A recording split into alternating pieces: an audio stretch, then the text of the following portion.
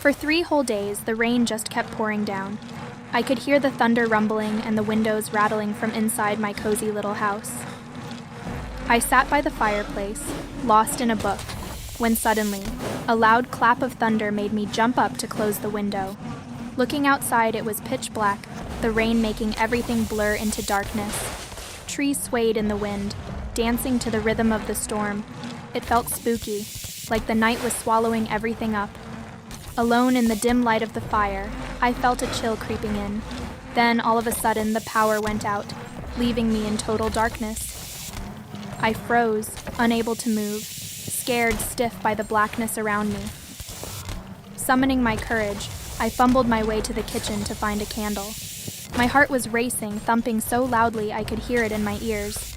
Finally finding the candle, just as I was about to light it, the phone rang, making me jump and drop the candle.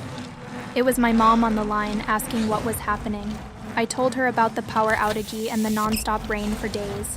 She was far away in London, visiting my sister-in-law who was having a baby. I wished she was here with me. I always felt safer when she was around.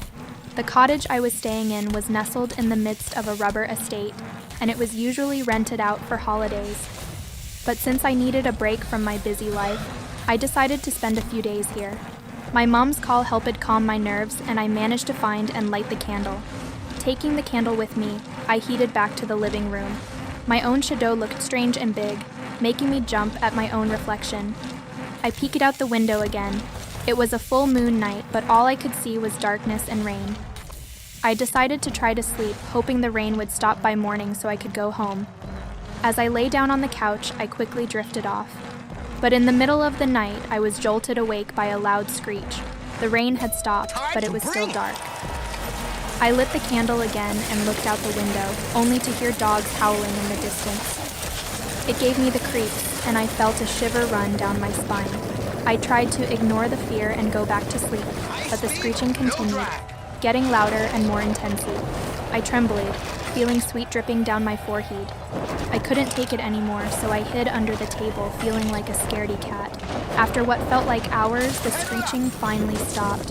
I cautiously came out from under the table and turned on all the lights, hoping the brightness would keep the ghosts away. But then, there was a loud banging on the door. My heart raced as I listened to the banging, too scared to move. But eventually, it stopped, and I summoned the courage to check outside. To my surprise, I found a girl lying on the ground, hurt and bleeding. I brought her inside, tended to her wounds, and listened to her story.